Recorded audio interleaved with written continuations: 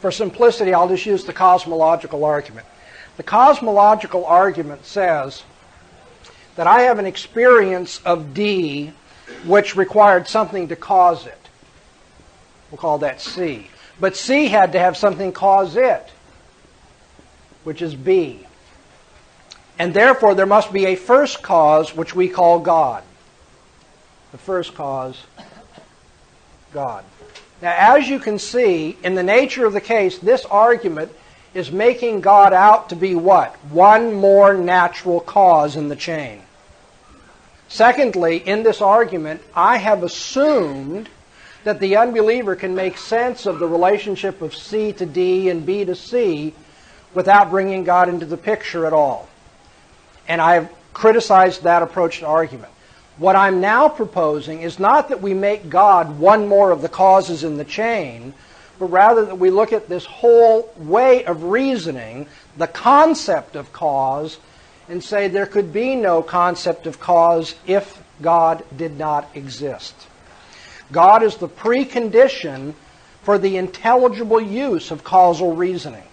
If there weren't this God, we couldn't draw any causal connections between toothpaste and squeezing, stubbing our toes in pain, or smoking and cancer, or anything. It's the concept of cause that I'm arguing for, rather than God being one of the causes. And so the doctrine of creation is presupposed. It's taken for granted when we approach the world in our experience reasoning in a causal scientific way. Likewise, the concept of order already presupposes God as the designer.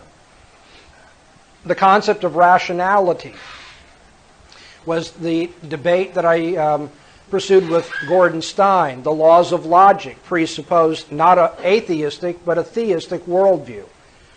How about morality?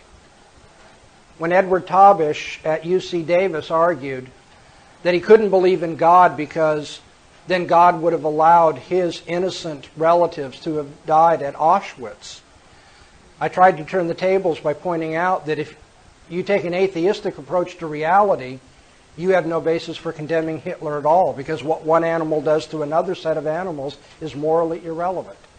The very fact that you want to condemn Hitler already shows that you're using a moral approach to the universe, which you can only make sense out of in the Christian worldview.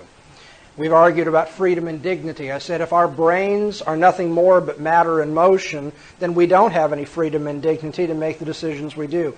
And if time allowed me, I'd like to point out to you that anything you like to talk about opera, you like to talk about baseball, you like to talk about legal matters, you like to talk about science or industry or money, anything in human experience you like to talk about, it will turn out that the unbeliever cannot make sense of what he or she is saying without borrowing from the Christian worldview.